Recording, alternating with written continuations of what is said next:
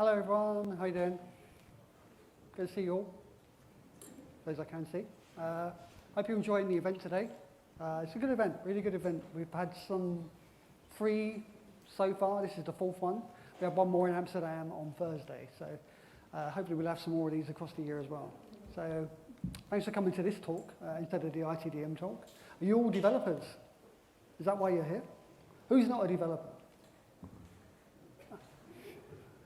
He's a troublemaker. Go. Right, so we're going to be talking about development stuff. So we're going to be talking about Kubernetes. How many of you have heard of Kubernetes? Hey, it's getting more and more every time, right?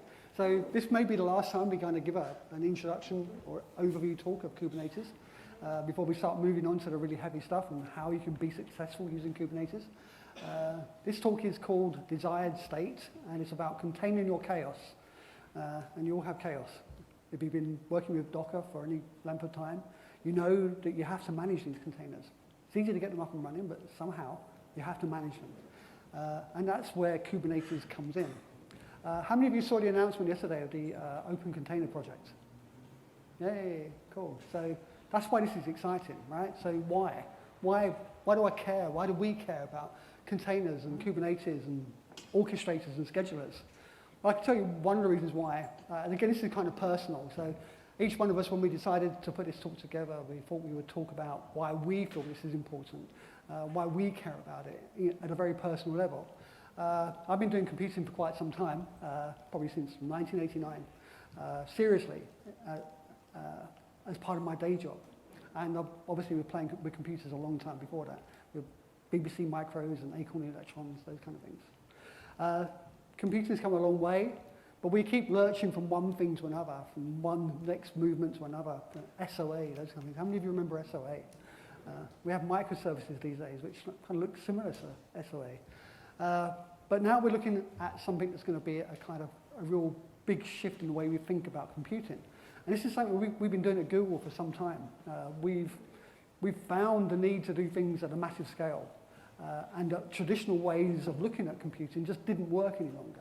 And so, for that reason, we invented our own scheduler, something I've talked about in a talk recently, again at Matt's conference, about our cluster scheduler called Borg. And that allows us to basically have a huge fabric of machines. You probably have no idea how many machines we have, and I have no idea how many machines we have, but we have many. And we want to be able to schedule our work without having to worry too much about the complexity of where that work will be run. We don't want engineers having to worry about SSH into a machine, SFTP in a binary over to a machine, standing up a server. Basically, we just want them to be able to say, I have this thing, I want to run it. These are my parameters that I want to run this with, and just push it out to the scheduler and let it run it. And that's how we do things internally at Google. And we see the future as being exactly that for everybody. Everybody will have the same mechanisms for working at a reasonable level of scale. At the moment, it looks like this is for big scale, but it's also going to come down to small scale as well. As compute becomes more commoditized, becomes more of a utility, the kind of thing we can just plug into and just run stuff. So that's why I'm excited about it. I hope you're all excited about it too. This talk, again, as I say, may be a little bit basic in terms of Kubernetes. We have an interesting demo at the end, but from now on, we're going to start talking about how we can make this stuff to be how we can use this stuff to make us successful. So computers are a continuum. Again, this is a kind of line we started talking about last year, about this notion that we have virtual machines at one end, we have what's traditionally known as infrastructure as a service, and at the other end we have platforms, generally fully managed software stacks in the cloud, what we call runtimes. And we have a great deal of flexibility with virtual machines. We can run pretty much anything we want to. We have a lot more agility. A lot less management that we need to worry about when it comes to platforms, traditional platform as a service offerings. And you can mix and match these things together. They're not like you have to make a binary choice between virtual machines or platforms. You can mix them together, particularly with Google Cloud Platform. The virtual machine has, for some time, been seen as the basic atom of computing, the thing that you build stuff on. That's going to go away. Because really, we don't want to have to count our CPU cores in terms of virtual machines. We just want to count CPU cores. Maybe even the notion of CPU cores will go away, and we'll have a completely new vocabulary in which we can talk about computing. That's the important part. That's what we're moving towards with containers. So we introduced the notion in the middle here of clusters, the idea of clustering virtual machines. We can cluster virtual machines, but most importantly, we can build and deploy clusters of containers. So again, this is moving away from that traditional notion of, for like 3 years, traditional notion of spinning up a container. Things move fast nowadays. So spinning up a container, fairly straightforward. How many of you have actually spun up a Docker container?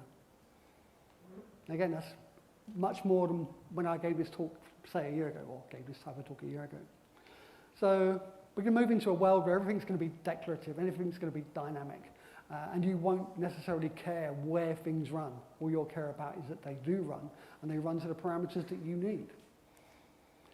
So let's talk about containers generally as a quick overview. What is a container? So the old way, shared machines. We have an operating system installed on bare metal on a server, and we can run many, many applications together on that virtual machine. But we have no isolation, and how many times have we had a circumstance where some rogue application run on the server that was important to you has caused the whole server to crash or to die or to be pegged at CPU processing? So we have no isolation between these applications running on this bare metal machine. There's no namespacing. Each application sees the same view of the machine. They're all competing for its resources. Common libraries. Libraries are actually common across all of the applications. They're either provided by the operating system or you install them as packages. And these bubble up into the applications.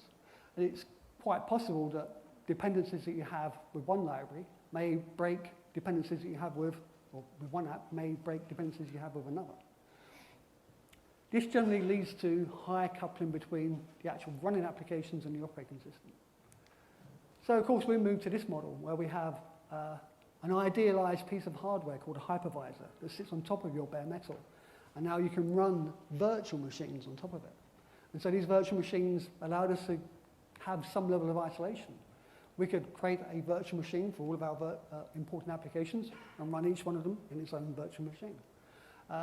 Much more isolation than we had before, but it's fairly inefficient in terms of utilization. We still have this kernel layer running, and that's an overhead.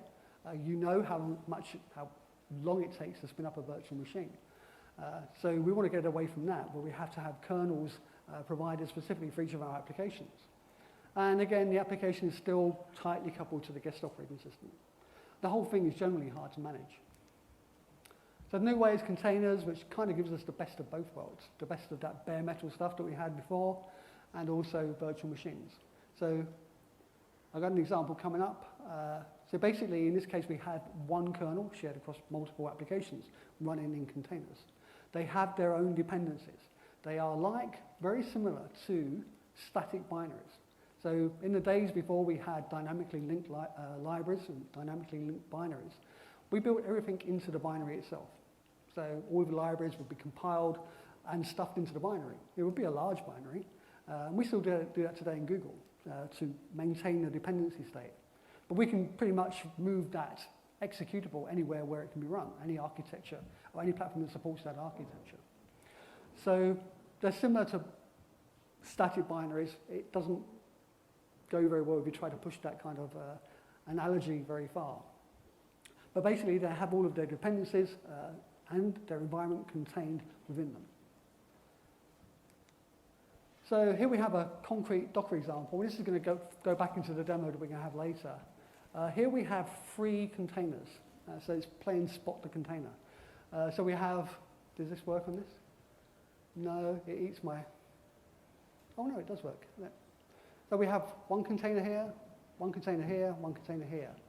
We have basically a guestbook application. This is what we're going to show you. It's going to be that level of complexity, so believe me, you're going to be stunned by this complicated guestbook application. It's running PHP and Apache within a container. It's running Memcache within a container. It's running MySQL inside a container. These have their dependencies with them. There are some common dependencies for the PHP component and also for the Memcache component. So the way Docker works, this is a Docker example, the way Docker works, the way our file system is built up, these can actually effectively be shared. So we have containers containing their own dependencies. The MySQL is completely dependent on the others. I can't find my pointer. Maybe I should give up. Sorry. At the bottom there, we have what could be anything. It could be a bare metal server. It could be this idealized hardware provided by a hypervisor. And on top of that, we have an operating system. It could be Debian. It could be CoreOS. It could even be Windows nowadays. And at the end of it, we have Docker, the Docker engine itself, which controls the building of containers, the deployment, running and management of containers. So I want to go back to that idea of where we don't want our engineers to have to worry about exactly where their stuff is going to run. They don't care about what machine it's in, what rack it's in.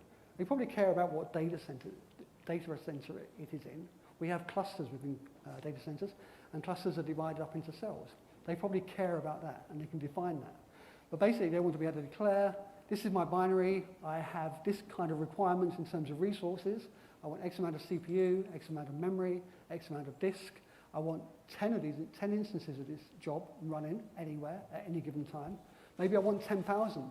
It could be as simple as that. They change 10 to 10,000, they go bigger to actually go into production.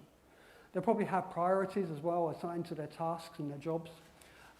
And everything at Google effectively ultimately runs in a container. It's a very lightweight container. You can't really see much of it when you look at it. It's not like Docker. But it's still a containerized format that we can use internally to run everything that we do.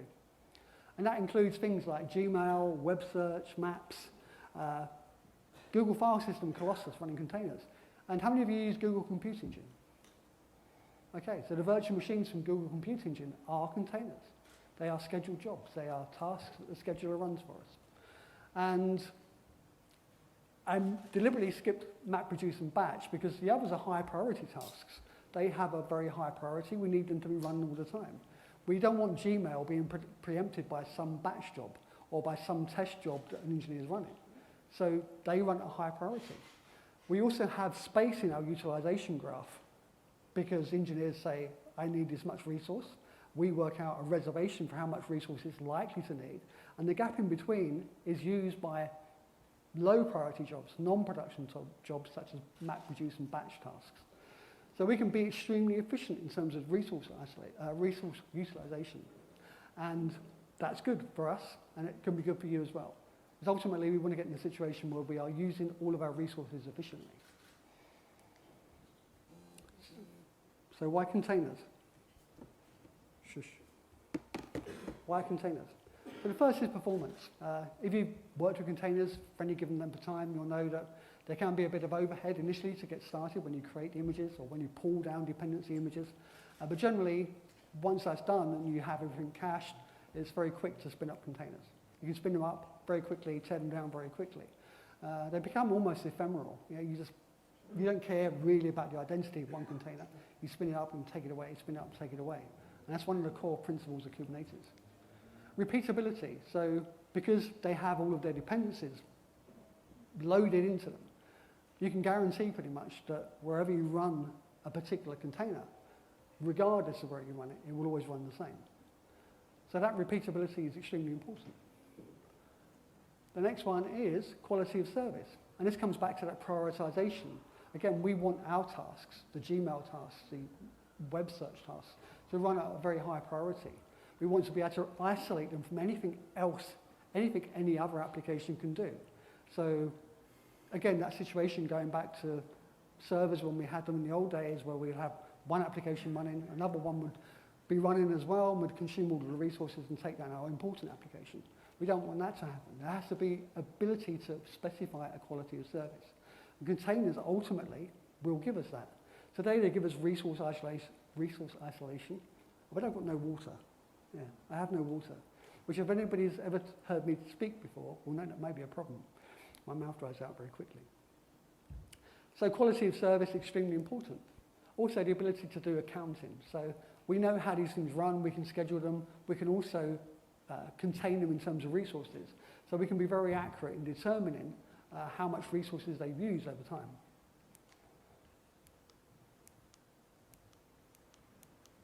Okay. Lag. Okay, sorry. So portability, another one. Again, the people who really got into containers initially, fantastic. Thank you so much. good here, isn't it?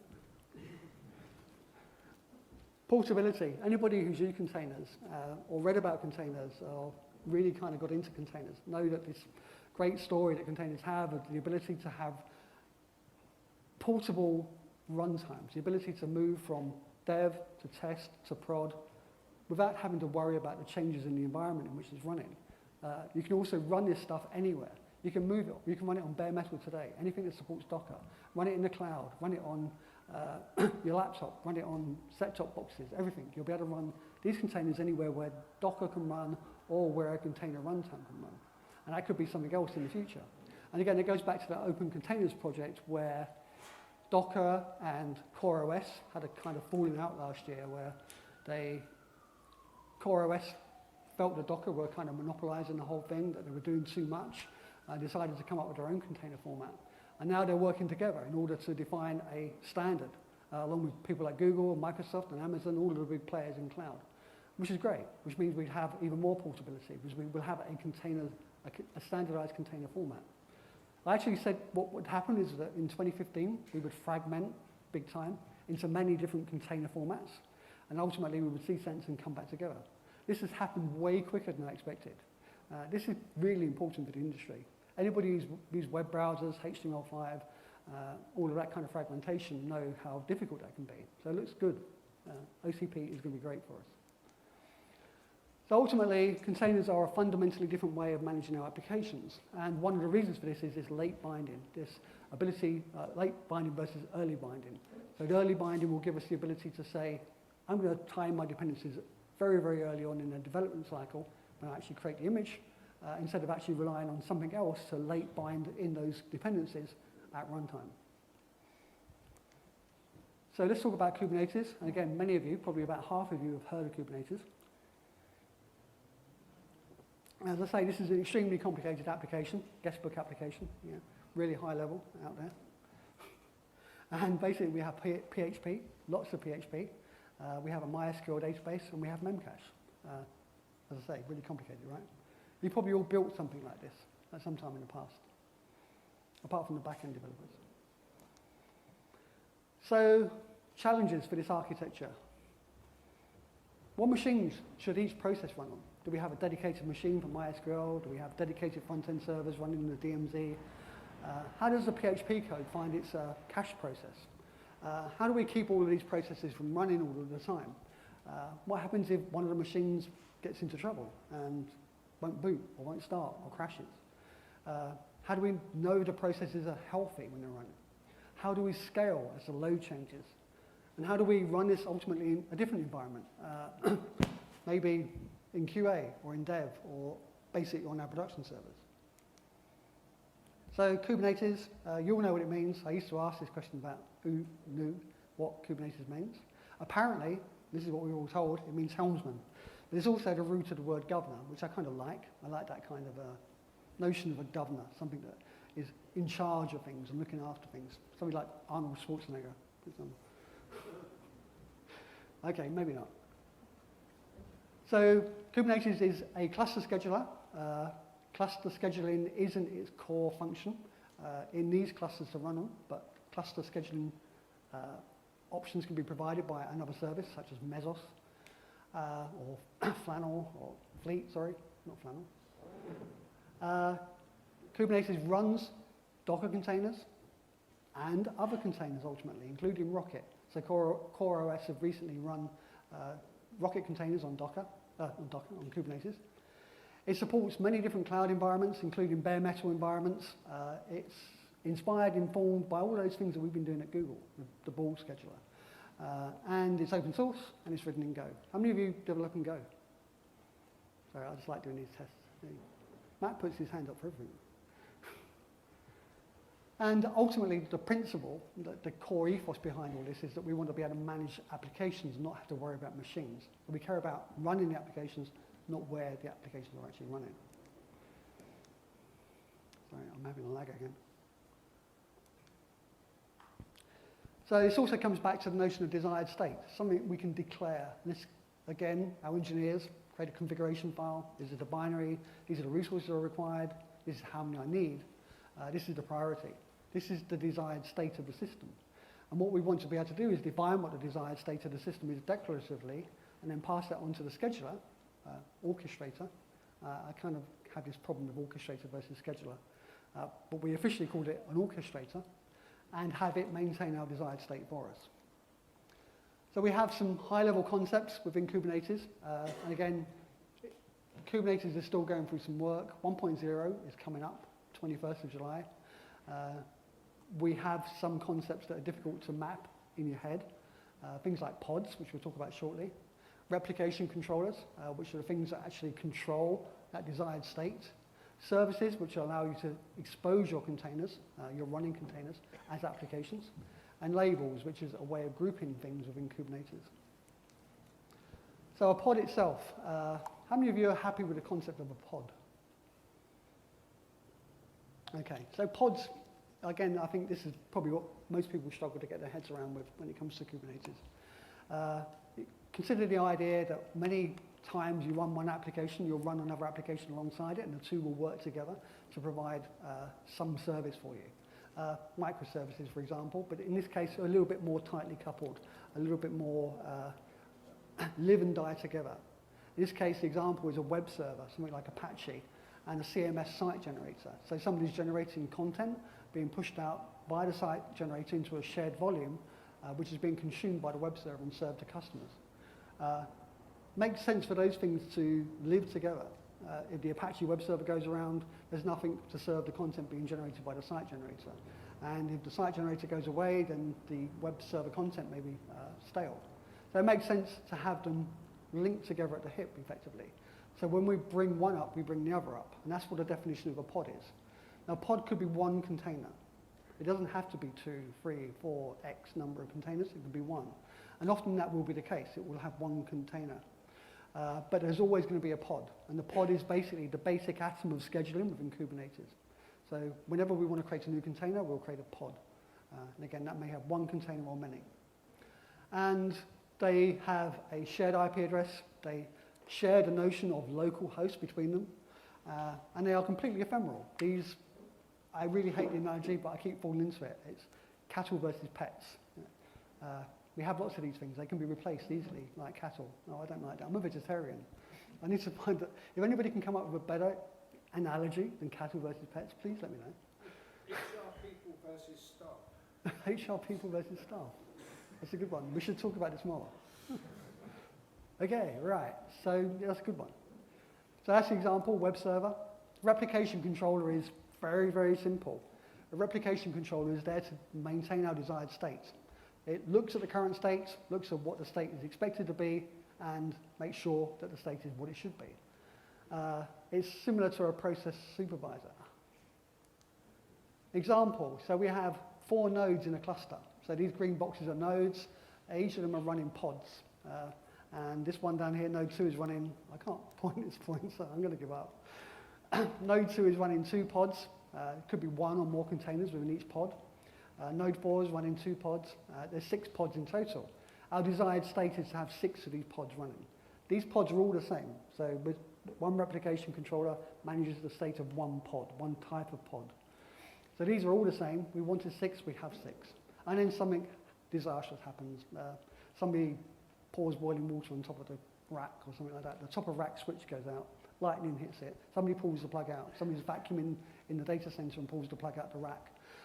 That rack goes down, the node goes down with it, and we have a situation where we only have 4 when we wanted 6. So Kubernetes, the replication controller, monitoring the state says, we only have 4, we should have 6. I will bring up another 2. That's what happens. And again, we don't care where it brings them up. It has 3 nodes, it can bring them up anywhere.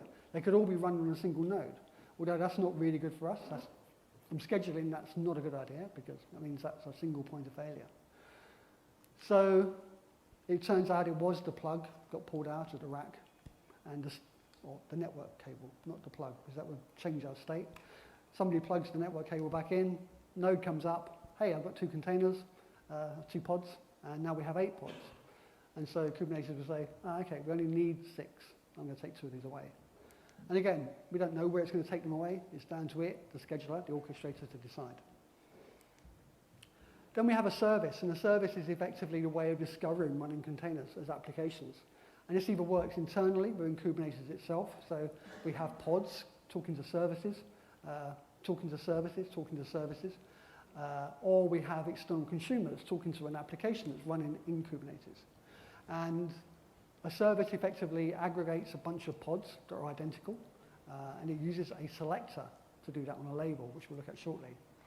It has an IP address, a statically assigned IP address. It has a port, and it also has a DNS name. So this is the service discovery, very basic service discovery component of Kubernetes today. And ultimately, hides all of the complexity away. All you have is an endpoint you can consume, send jobs, send requests to. Labels, and again, how long have we got? I'm not going to go into these in too much detail, so I want to focus on the demo. But basically, a label is a single grouping mechanism within Kubernetes. So Kubernetes uses it itself. Replication controllers identify the pods that belong to that replication controller through its labels. And a service, exactly the same. It recognizes the constituency of its service through labels. They arbitrary metadata, so it will be like name equals front end, or we have phase equals dev, so it's arbitrary metadata that you define. And it generally represents some kind of identity. So the example down there is phase canary, but let's kind of look at a longer example. So here we have a bunch of running pods with different labels. We have two applications, app encoding and app guestbook. And if we do a select on app equals guestbook, then we will get all of those four pods, not the one that's in the encoding app. So we have all of the application, all of the pods that make up that application. And now this could be consumed by an external service that you've written. So it could be something like a dashboard representing the state of your running application. If you just want to look at the pods that have role equals front end, you can select on that. Same with more complicated structures where you have app equals guestbook or role equals backend. You can do phase equals dev or phase equals test. So basically you're just using these to group containers together. They can have different labels, they can have intersecting labels as well. But ultimately you will use them to group them together.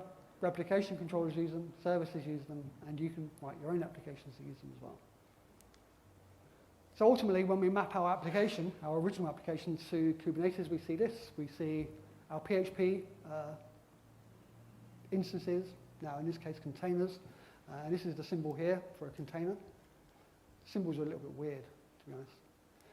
And this is the replication controller itself. So these many pods are being managed by a replication controller, and that's making sure that the desired state is maintained.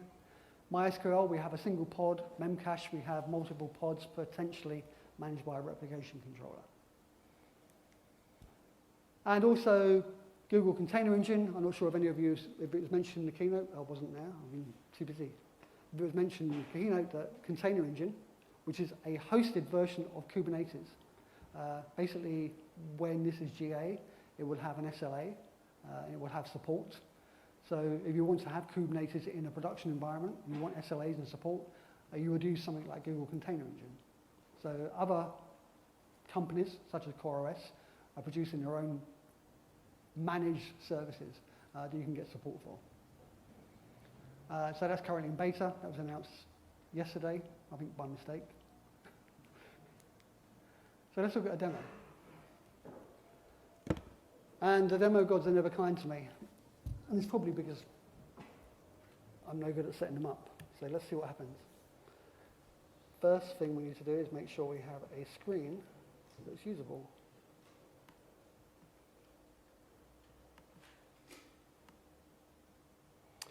Okay, so we have a cluster. And if I just go back to my slides here, or back to this tab here.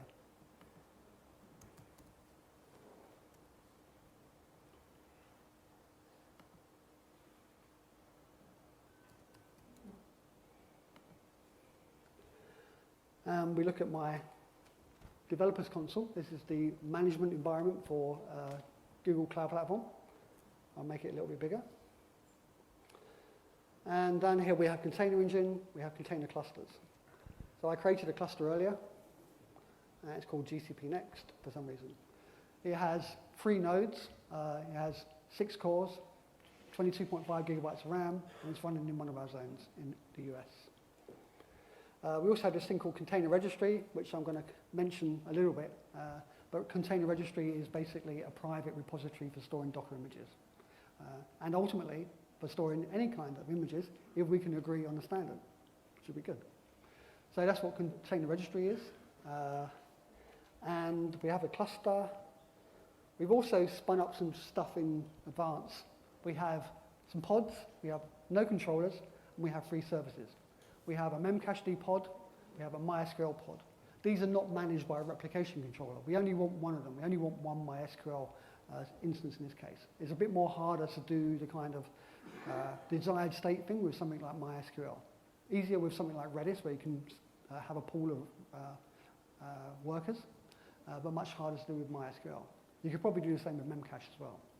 We have 3 services. We have the MySQL service, which exposes effectively MySQL to the rest of the application. Memcache service, which exposes memcache to the rest of the application. And also front end. And the front end is the PHP part of the application. You'll notice the difference between front end is that it has an IP address, an external IP address. So just looking at that, we have this configuration file called frontendservice.yaml. And again, this is all declarative. We declared this in a file, and we said to the scheduler, run this for me. So this service is very simple, and I apologize. Can you all see that at the back? Anybody not see it? Okay, I'll take that as a yes. No.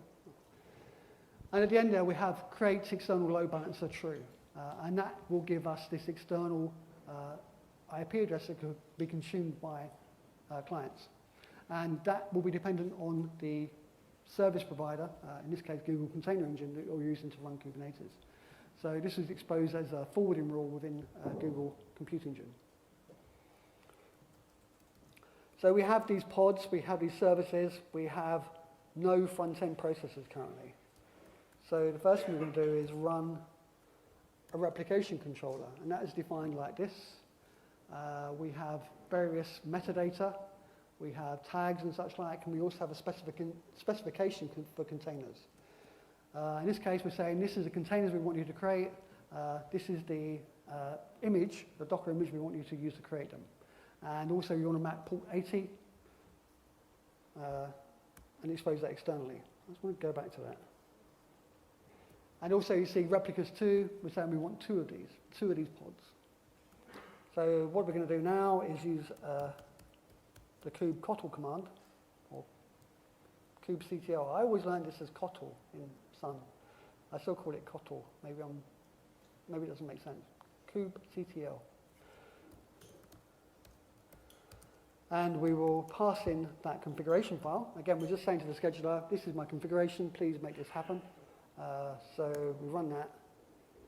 And we'll see up here, controllers appeared, and it's got 2 replicas to create, so it's created 2 pods for us as well. So it's running, it's a replication controller. It can now manage the state and make sure there's 2 of those running all the time. So that's good. Let's see if we actually have anything running and working now.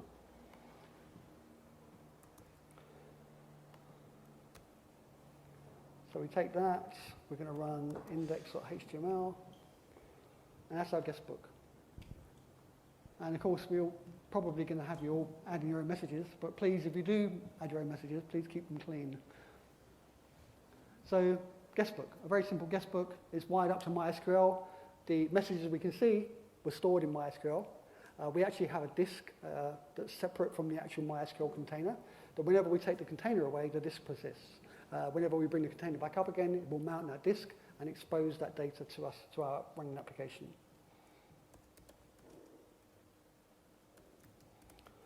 So, hello London. And that all works. Excellent, okay. So we have 2 of these pods. If at any time we want to have more of these pods, we can scale. So I'm going to use the history. I'm going to change the number of replicas we have to 6. And you'll see now that that will quickly add 4 more pods. So now we have 6 pods running. If any time we want to scale that down to, say, 1, we can just change that, and it will take it down to 1. I'm going to automatically reload that page so we can see what happens. So now we're reloading that page every 5 seconds. Nothing's changed. We still have 1 replica. We don't have a huge amount of traffic. Why did it change to red? Help. That's going to kill my demo. Yeah, no, I'm just going to read the comments. Okay, that's really weird. It shouldn't have changed to red. Pretend it's green. Really, honestly. The amount of time I spent setting this up today to make sure it worked properly. Okay, go back to 3 replicas, which is where we were originally. Ah, okay, that was the cache version. That was in cache. This is the current version of it. So the green one was stuck in my cache. That's why it was green. So now you probably know what's going to happen next. So that's hard to read. Our designer's done a really terrible job of this website. I mean, this is a really important website. We're monetizing this, and it's practically impossible to read. So let's roll out an update. And we can do that by using the rolling update command. And what this will effectively do, we'll take another image, maybe an updated version of our image, and it will roll it out in a controlled way to our desired state. We have all kinds of parameters we can specify in terms of how we roll this out, over what period, how many we do at a time, whether we should stop at a particular point, so we're effectively canarying the new updated version, or whether we should just go off and let it continue until it's finished. So in this case, we have 3 pods running. I'm going to do rolling update. Let me just bring this back up to the top so you can all see it.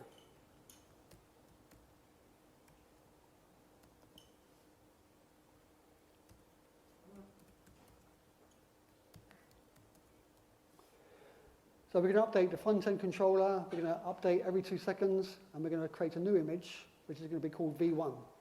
And V1 is a new version of our guestbook application, and we're going to roll that out now. And you'll see it actually says what it's doing. It's going to create a new replication controller. It's going to create it with 1 pod, then it's going to take 1 pod away from the actual replication controller that's running, and it's ultimately going to change each one to the new pod.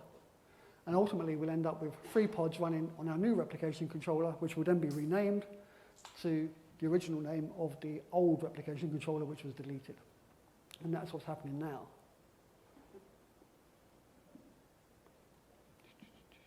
It's exciting, isn't it?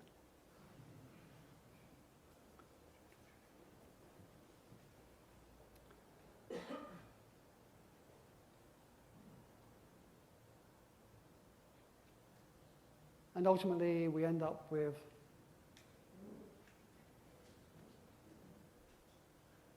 updates. So now we have the replication controller has been updated with the new image, and we have a nice green screen now, so it's much better. So we've now improved the design of our application, rolled it out in a canary-like way, in a controlled way.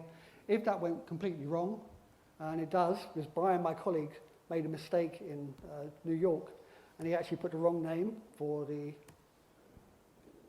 image, and this happened.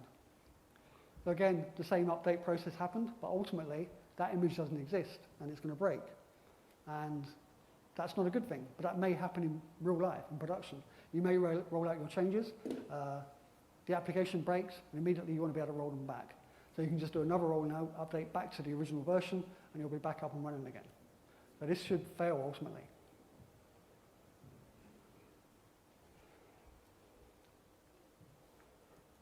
And I'm just going to go back to my slides for a second so we can wrap up.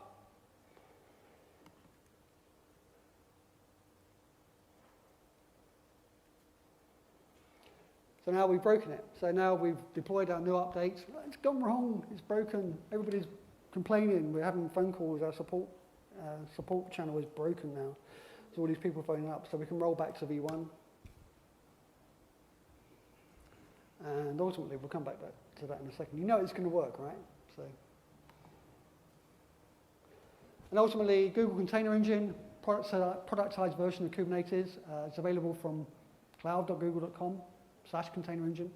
There's a Google group called Google Containers, which covers all of our all aspects of containers. Kubernetes, you can get from GitHub, Google Cloud Platform /Kubernetes. We're on IRC. It's the most important channel for us currently, for some reason. Kubernetes.io on Twitter, and there's also kubernetes.io as a website. As I mentioned earlier, there's going to be a launch for Kubernetes 1.0 coming up in July. And now we've gone back to our original state, our application's running again, so we rolled it back. And that's pretty much it.